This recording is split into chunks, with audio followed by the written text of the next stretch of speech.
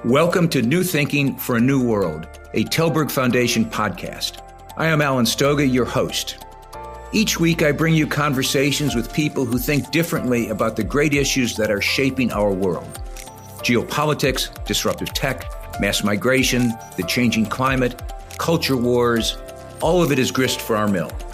I hope you enjoy listening. I also hope you will let me know what you think and that you join the conversation at tallbergfoundation.org. And now for today's episode of New Thinking for a New World. A few months ago, Iranians elected a new president, Masoud Pezeshkian. A cardiac surgeon described as a reform politician, his victory surprised at least many foreign observers who are skeptical about all things Iranian, not the least that anyone could challenge what they think is the status quo and win an election against so-called hardliners. But what do those terms even mean in Iran, reformer and hardliner? Why are Westerners so skeptical about the concept of an Iranian election? More importantly, as one of the most significant countries in an increasingly volatile Middle East, what does Pezeshkian's victory mean for his country and for the region? The best answers to those questions should probably come from an Iranian. So my guest today is Hossein Mousavian, who is a scholar and author at Princeton University, and who was an Iranian diplomat working, among other things, on his country's nuclear file with the West. Welcome, Dr. Mousavian, to New Thinking for a New World. Thank you very much, Alan. It's a pleasure for me to be with you. Hossein, we'll get to the nuclear question in a few minutes, but I'd like to start with the election. The president won with a decisive victory over Saeed Jalili in the second round of an election in which something like half of the registered voters in Iran actually voted, despite calls for boycott. How did Pezeshkian win? How did voters make that choice between him and, again, air quotes, hardliner Jalili, whom you know well from your negotiations past? In Iran, there are two main political factions, neither of which can be eliminated, Alan. One faction is the conservative, known as principalists in Iran, and the other one is reformist, moderate faction. This is similar to what we have in the US with Democratic and Republican parties, neither of which can be removed. The problem with the Iranian previous administration, whether conservative or reformist, was that whenever they won the presidential election, they would form an administration entirely from their own faction. As a result, they were not successful. They were unable to succeed because they faced severe opposition from the other faction. However, in the era of Pezeshkian, we are seeing some new developments, which it's really new during past 30 years. One is that the conservative faction has split into two groups, hardliners and the moderates. The hardliners, known as Resistant Front, or in Persian, Jebhe Paidari, who led by Jalili, which you mentioned, you named, oppose Pezeshkian. While the moderate faction of the conservatives, led by Ghalibaf, the Speaker of Parliament, the current Speaker of the Parliament, are supporting and cooperating with him. The second important issue is that President Pezeshkian presented a cabinet to the parliament that included key figures from both big political factions, reformists, moderates, and moderate conservatives, not radical conservatives. That's why the parliament voted for approved all the ministers of Pezeshkian with no exception. It was really something new. The third significant fact, Alan, is that Pezeshkian had been disqualified by the Guardian Council, but with the support of Supreme Leader Ayatollah Khamenei, he was able to enter the election and win. Therefore, I can say, as of now, he has the support of the Supreme Leader, even the Revolutionary Guard, the reformist moderate faction, and the moderate conservatives.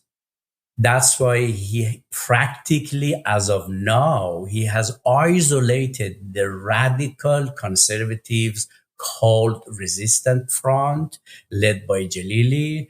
And there is a good possibility that some positive developments may occur in Iran's domestic and foreign policy scene.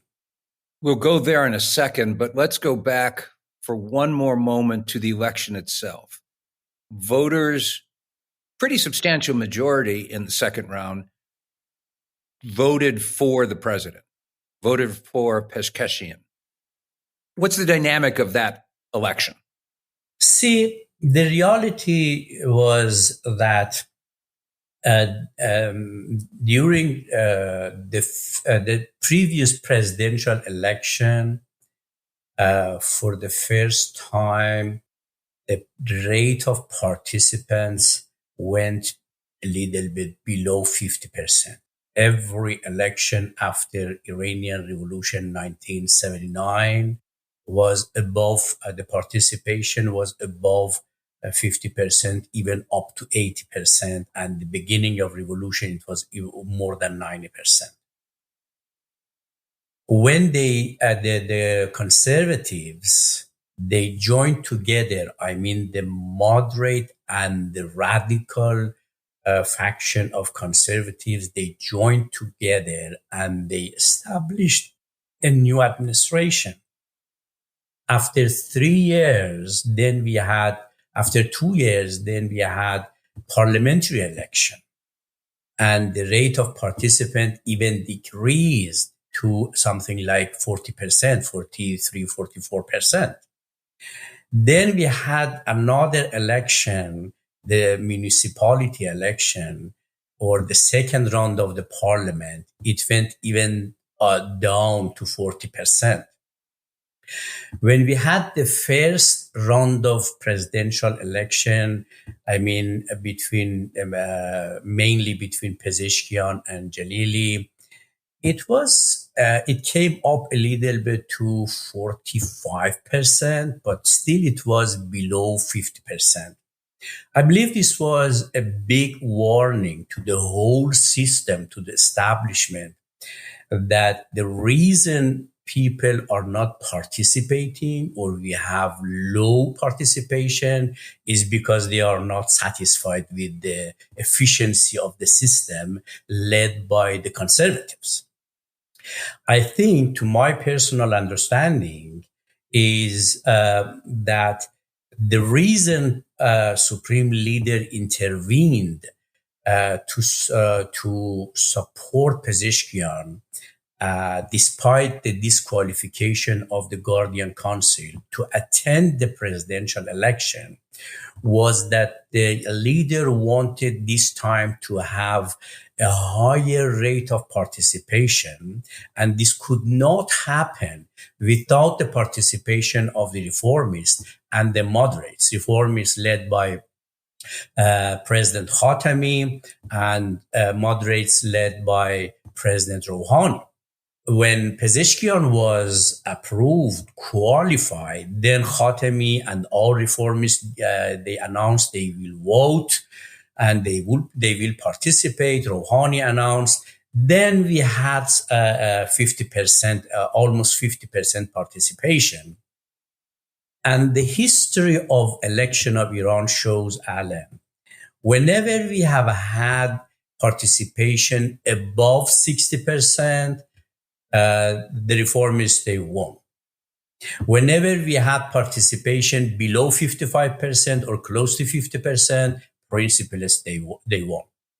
It means the majority of Iranian nation, they are more pro-reformist and they are looking for changes in domestic and foreign policy. And presumably, although this is an amateur asking the question, the fact that the supreme leader in effect supported him produced some of that votes. Yes, we can be sure. Definitely this was the case. So let's talk about the challenges facing the administration, first domestic and then foreign. I have seen reports of widespread unrest. I read about a Ministry of Culture and Islamic Guidance survey that said a lot of people are very, very unhappy with inflation, with unemployment, with social and political conditions. Is that a fair description, do you think, of conditions in your country? I would say, Alan, yes. Majority of the people, they are not satisfied. This is reality. Pezeshkian is facing with significant challenges. The first important challenge is the economic situation, the economic problems, such as inflation, high prices, the dramatic collapse of the national currency value of Iran. These economic problems, Alan, have accumulated over the 44 years since the Iranian Revolution. And solving them requires time and major decision by the establishment. And that's why no administration can manage it alone. The second challenge is sanctions, with the US sanctions being the central issue.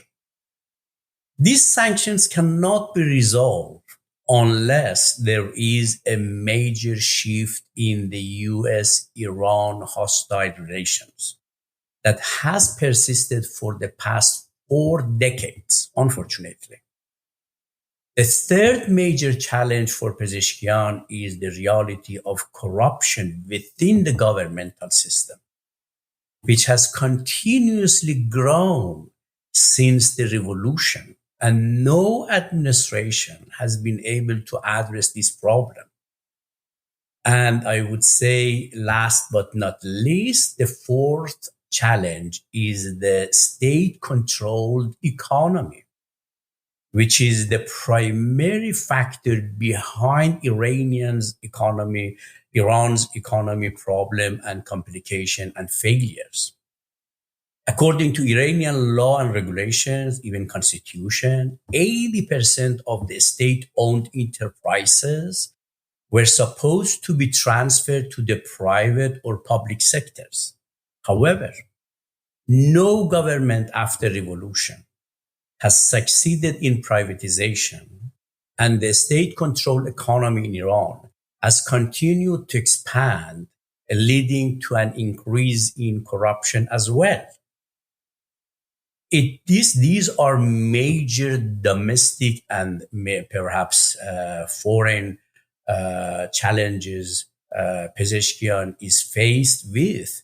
And I believe he would never be able to address and to resolve alone, except if the whole establishment, like Parliament, Supreme Leader, the Revolutionary Guard, they would support him to bring changes.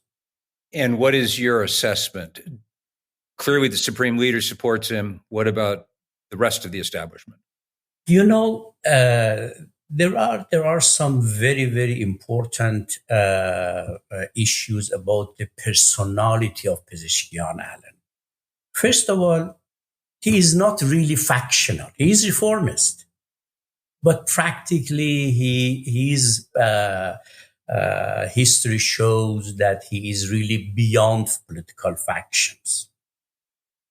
The second fact is that he has lived for 40 years clean. Very, very clean. No one could bring any issue about financial or corruption issues in his life. The third is important issue is that he was at the war front as a physician for many years, and he really put his life at danger at the forefront of the war during Saddam's invasion of Iran. Therefore, no one can tell him you are not revolutionary. And the fourth important issue, he is very, very high level educated. He was educated at Harvard, in European universities, UK, Geneva, in Tehran University. He is a heart surgeon. No one can question the level of his academics. And the last, again, but not least, he has studied a lot about Islam, and he can refer to the words of Messenger, Quran, Prophet Muhammad, and Imam Ali, and even Nahj al-Balagha, which is the book of Imam Ali, the first Iranian Shia Imam, which is 500, 600 pages. He has memorized all, and we don't have even 10 politicians in Iran which could have been able to memorize the whole book. That's why when he is giving speeches, always he refers to Quran, refers to Prophet Muhammad, to Imam Ali, and says that's why we need changes. That's why we need to take care of the poor. That's why we need to bring this type of changes, developments in the economy, in the system. That's why our society is not an Islamic society. All that said, early on, he did have a political reversal in that Javad Zarif, who was the vice president, very briefly, the vice president for strategic affairs, and more importantly, perhaps, had been one of his key advisors throughout the campaign, resigned. And he resigned with a bit of noise, complaining about the makeup of the cabinet. It wasn't what he had hoped for. It wasn't what he had advised, apparently. What does that tell us about the distribution of power in practical terms? See, the issue surrounding Zarif's resignation was due to a legal matter.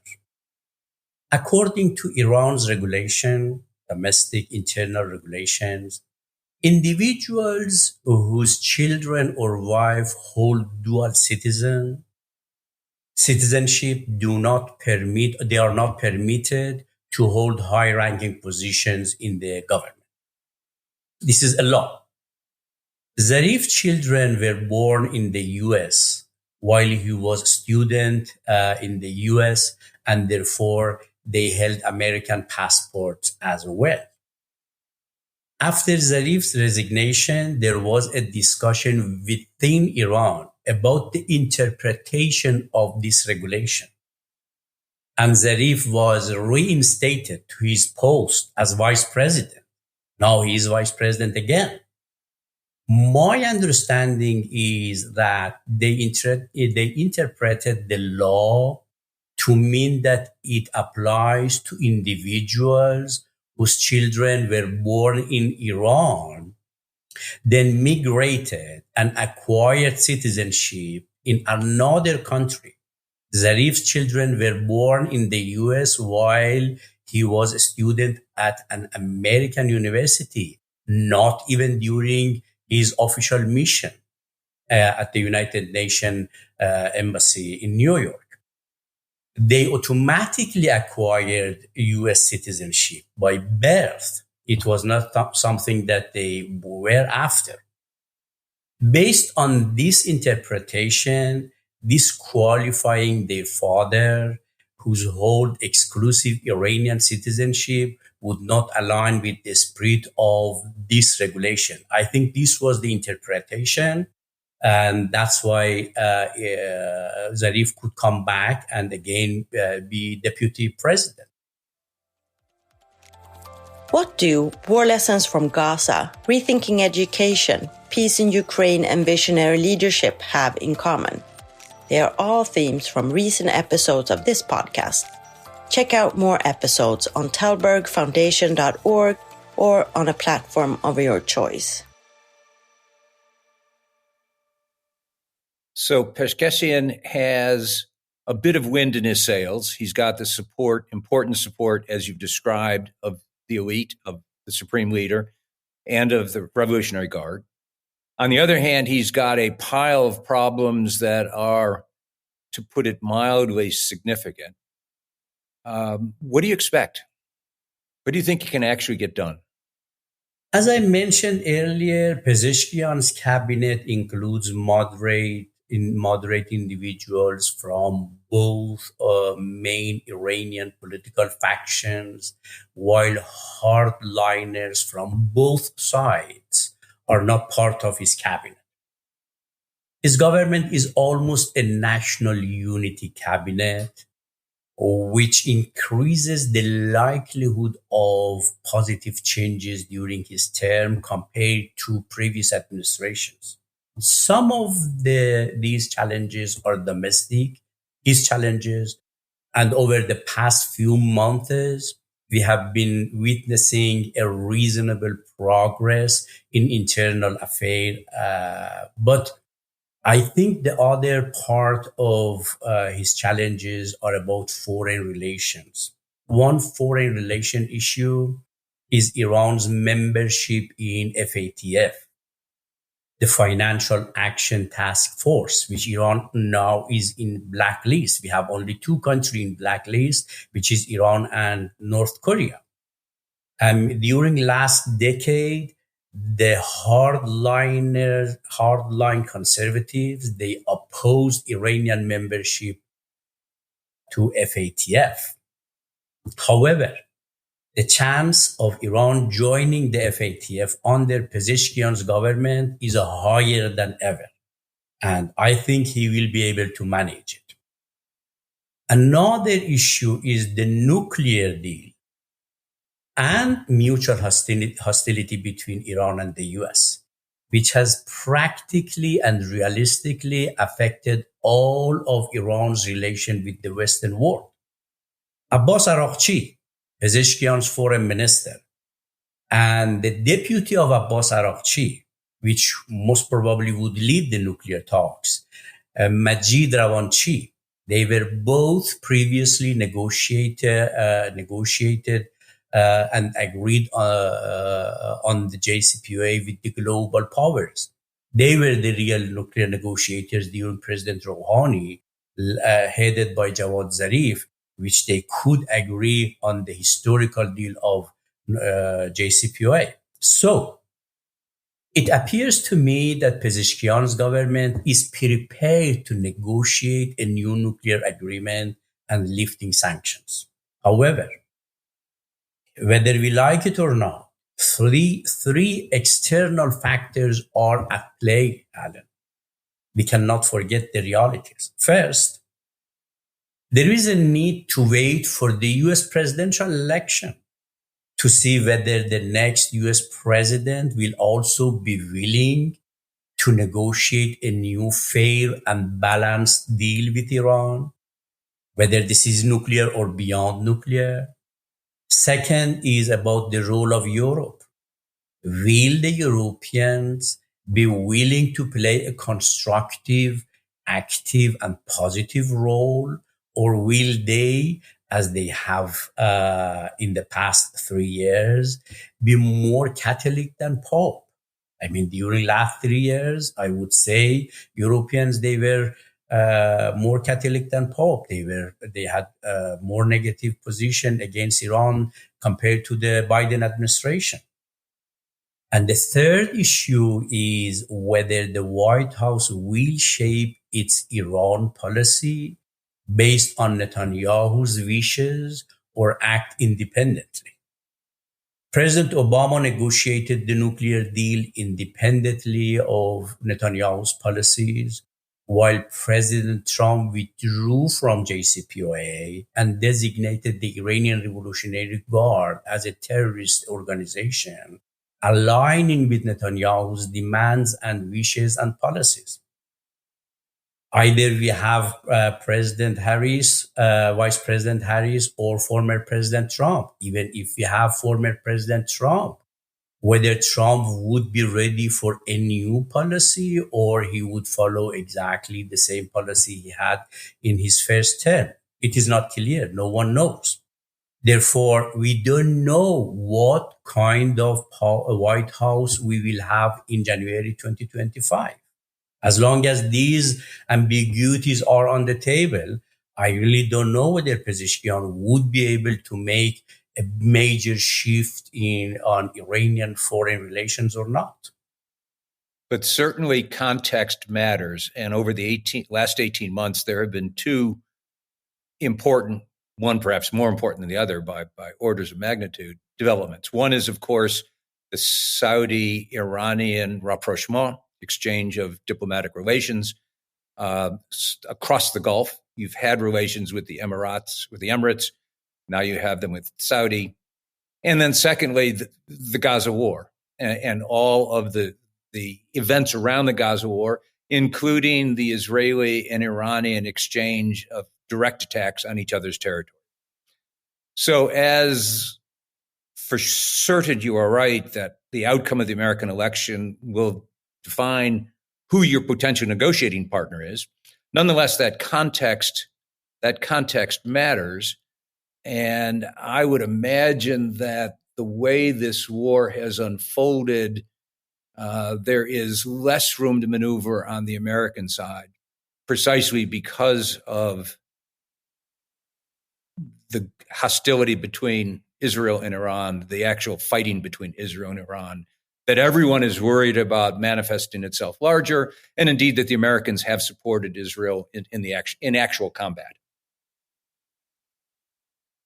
Actually, I believe that the Gaza war may not be a factor driving divergence between Iran and the regional countries. It could even be a factor for convergence because they are all pro-Palestinians. They are all opposing Netanyahu's policy.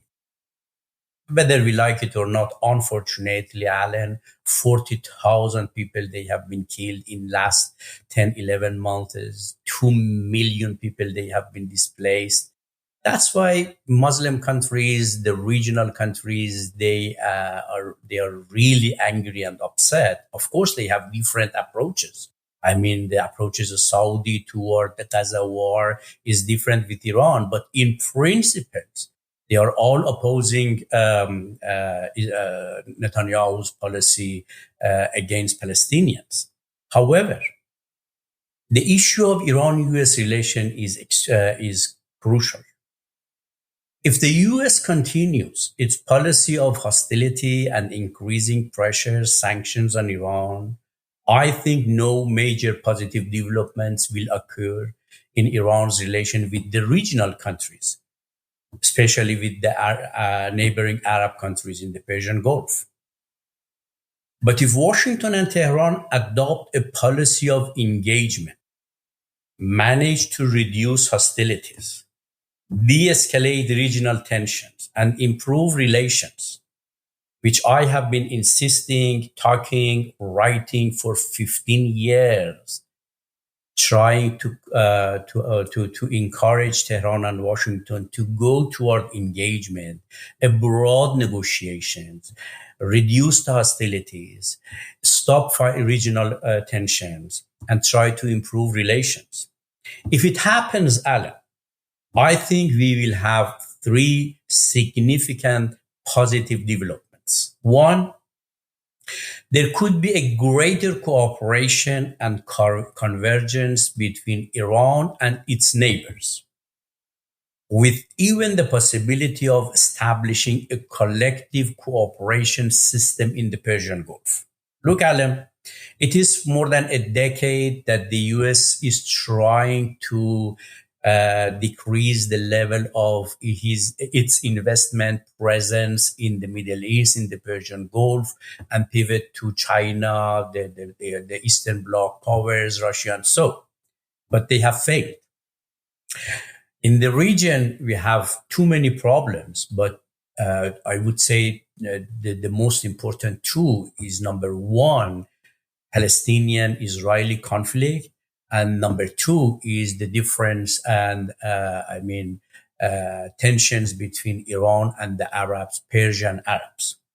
If we have a regional cooperation system in the Persian Gulf, like a type of cooperation Europeans they have, and the regional countries, they all would cooperate for security, stability in the Persian Gulf.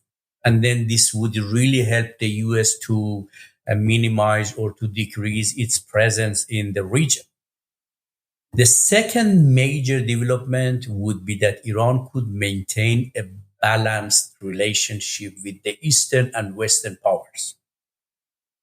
We have seen during last 20 years, especially after Trump withdrew from the JCPOA, more US-West pressure, sanction, coercion strategy against Iran has led to Iranian more cooperation between Iran with Russia, China, or Iranian dependency to the Eastern Bloc, or Iran pivot to the East.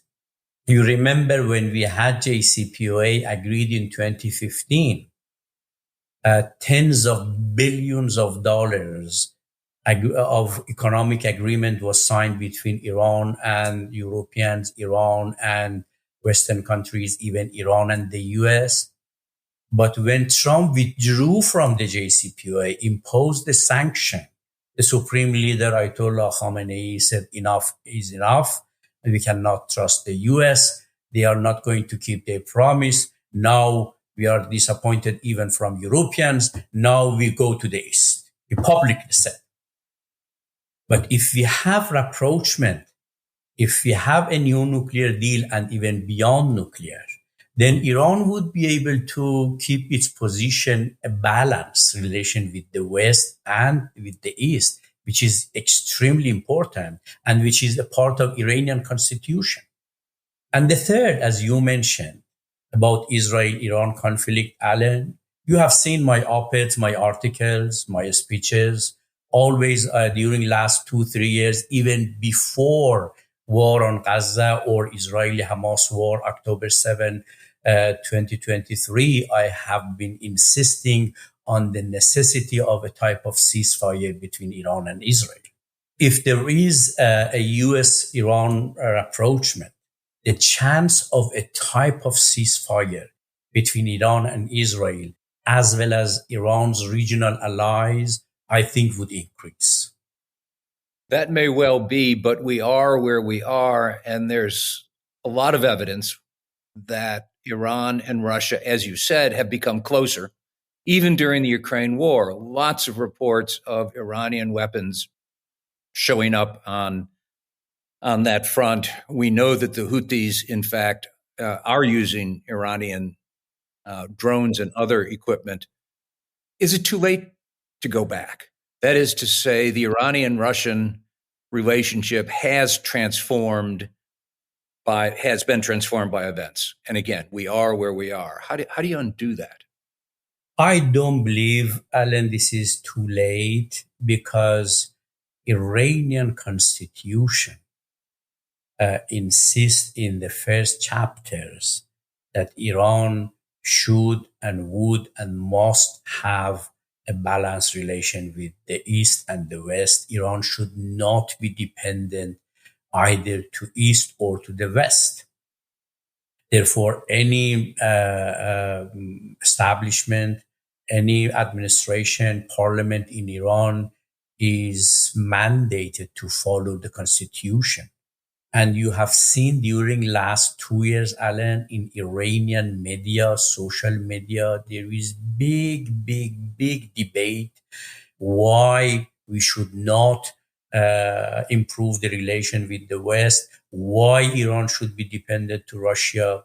There is a huge opposition within the grassroots and the people, because the people, they really don't like to be puppet of the West or the East. It doesn't matter. I mean, the reason we had revolution in Iran in 1979 was that practically Iran was the puppet of the US. Practically US dominated Iran. It created the reaction of Iranian nation, a nation whom you know very well, with 1,000 years of history and civilization. It was really humiliating for the nation to be dominated by a foreign power, whether this is UK or US. And now there is a huge fear in the public whether Iran would again be a new puppet or dependent to China or Russia or Eastern Bloc or not. That's why I think it is not late. It depends to the West. It depends to the US and Europe what type of policy they are going to have, either the policies they have imposed during last 10 years at least, or after departure of from JCPOA, or they are going to have a policy of engagement like what we experienced during President Obama. Hossein, let's leave it there. This podcast is entitled New Thinking, and this is new thinking. That is to say that we maybe have to find ways around the stalemate and reimagine the relationships among the countries in the Gulf, whether it's the Arabian Gulf or the Persian Gulf, depends who I'm talking to, as well as among the great powers that have a history in the Gulf. Thank you very much for joining us today. Thank you, Alan. I wish you all the best. Thank you. Thank you for listening to this episode of New Thinking for a New World. I'm Alan Stoga, podcast host, and I look forward to your joining our next conversation. Remember, tell us what you think at tallbergfoundation.org.